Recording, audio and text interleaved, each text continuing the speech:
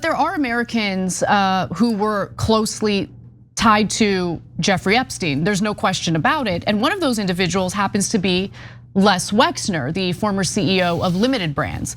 Now, Wexner testified in front of the House Oversight Committee this week, and it didn't go well. Let's just put it that way. Now, I should note that not a single Republican member of the House Oversight Committee showed up for Wexner's testimony, which I find very problematic and suspicious.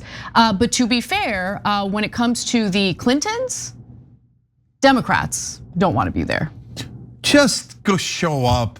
Okay, I'm sorry. So like, think about what you're messaging to your country. You are messaging to your country that you will provide cover for criminality, potentially like child rape, if the person who's suspected of carrying it out is in your party. And I think that's gross. But Anna, that's only for the Democrats. For the Republicans, Les Wexner, we have no idea if he's a Republican or a Democrat. No, I looked into it. He was a donor to Republicans. Okay. And but my guess is the Republicans aren't showing up not because of that, but because they think he's connected to Israel and they don't want to anger Israel.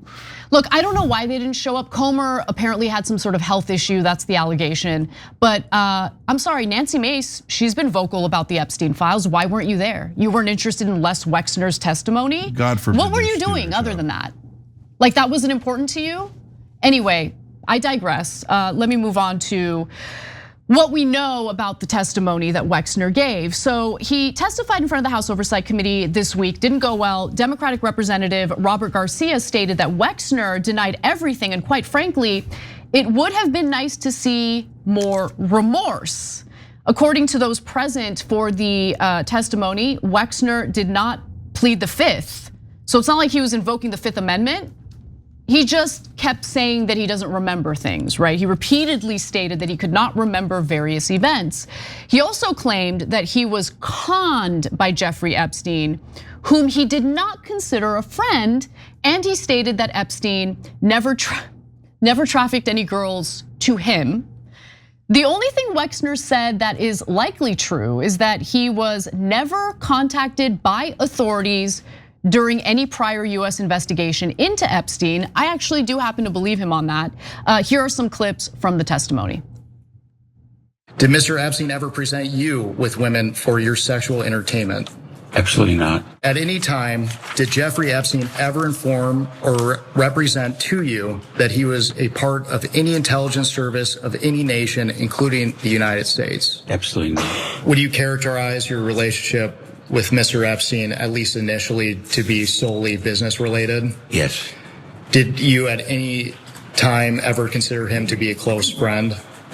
No. I think the perspective that I have now, and I think what's really important for this group to understand, is that as I look back at it, I was conned by the world Olympic all-time con artist. When was the last time you were in contact with Mr. Epstein?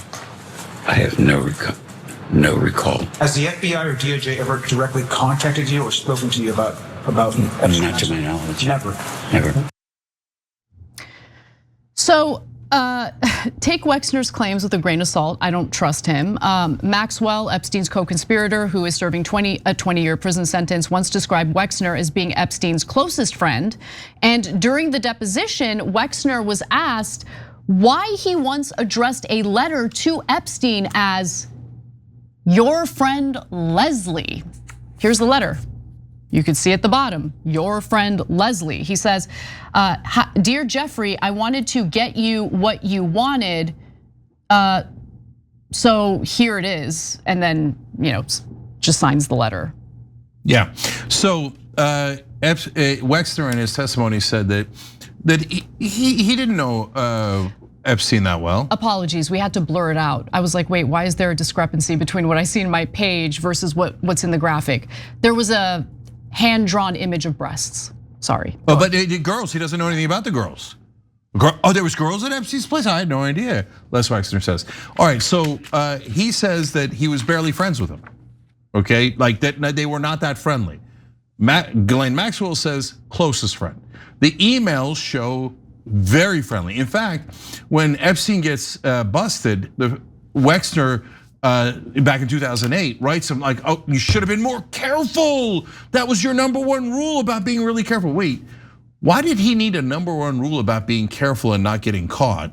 And you claim you don't know anything about what he's doing, and then you draw the breasts, and then you tell me you're not friends when Maxwell says you're the closest friends. But if you're not convinced by all of that, well, first of all, you're having logic problems. But second of all, he also handed over his entire fortune to Epstein, which is remarkable. Gave him power of attorney. For $1 billion.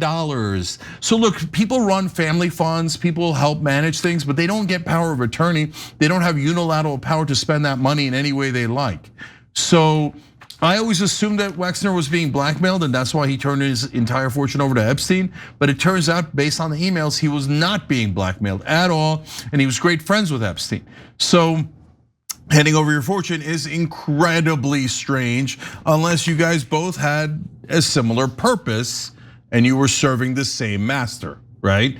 And in which case, for the motherland, you do whatever you need to do, your fortune, blackmail, girls, whatever it is. And so, but my #1 issue here is the same as Anna's. He said that the FBI and the Justice Department never contacted him about Epstein. The FBI says he is Epstein's co-conspirator. So why did you never contact Epstein's co-conspirator? There is no good answer for that. There's only one answer for that. Our government is compromised. Every time they go to do an investigation of Epstein or any of his associates, somebody comes in from higher up in the government and goes, you're not allowed to touch them. So why do they say that? Who are they actually working for? That's the #1 question in the Epstein case. Who are they actually working for? And look, again, our media is pathetic. There's cameras in every room. It's a classic honeypot operation.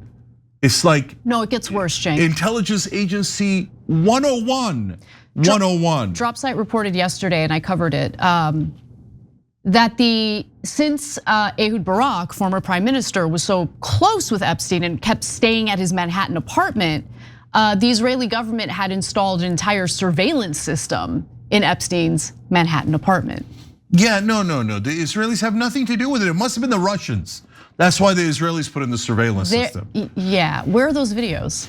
And again, covered by Drop Site News and ignored by the rest of establishment media. Because you can't say the word Israel, you can't say it.